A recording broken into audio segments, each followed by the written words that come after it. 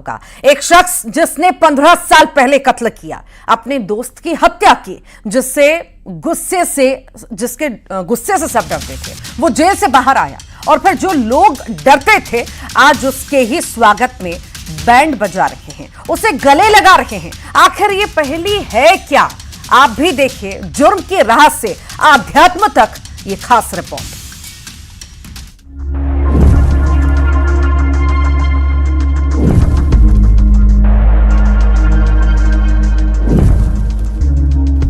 साल जेल की चार दीवारी में काटी, जिसके दिलो दिमाग में सिर्फ गुस्सा हावी रहता था। इस गुस्से में गुनाह का वो रास्ता भी शंकर ध्रुव ने अख्तियार किया, जिससे उसके हाथ खून से रंग गए। 25 साल की उम्र में गर्म खून था, जोश था, नशे की हालत, अपने ही दोस्त का कत्ल कर दिया।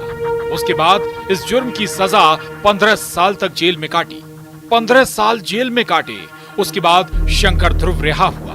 कुछ साल तक समझ नहीं आया क्या करे क्या ना करे। 15 साल तक आप जेल में रहे, जेल से आप रिहा हुए, तो रिहा होते ही तुरंत आप ज्योतिर्लिंग की यात्रा पर निकले या कुछ समय आप रुके? नहीं, 1-1.5 साल ऐसे बिताया आपने। लेकिन जेल की चार दीवारी में रहकर शंकर की जिंदगी बदल चुकी थी। गांव वाले भी कहते हैं कि शंकर से लोग डरते थे, उसके गुस्सैल और बदमाश प्रवृत्ति के कारण।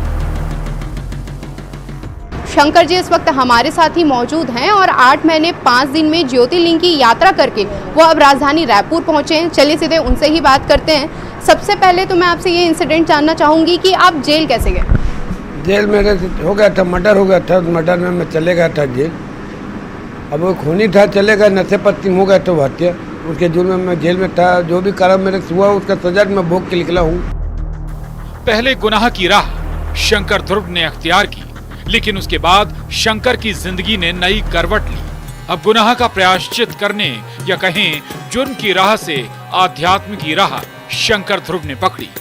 अपनी 12 साल पुरानी साइकिल को दुरुस्त किया, उसके बाद निकल पड़े ज्योतिर्लिंग के दर्शन करने। यात्रा तो बस वही इच्छा था, करना था। 12 ज्योतिर्लिंग मन में था, करूँगा बोल के बोल भी दिया। उसके बाद बोला हो तो उसको करना जरूरी है। फिर निकल गए हम अपने यात्रा। साइकिल को रिपेयरिंग करवाया, सब चीज़। पुराना साइकिल है वो, 10-12 साल पुराना साइकिल है वो। रिपेयरिंग करवा कर अपना फिर उसी में मैं निकला 22 तारीख को, 22/11/2023 को यहाँ से निकला हूँ।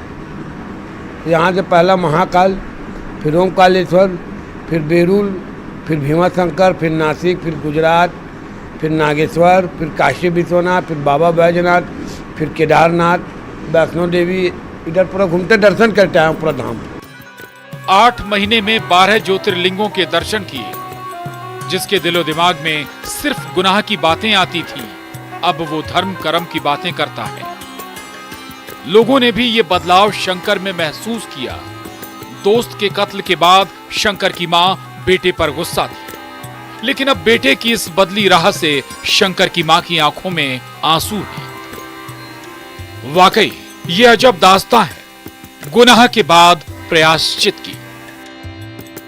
रायपुर में तनु वर्मा के साथ bureau report, news 18, Madhya Pradesh, Chhattisgarh.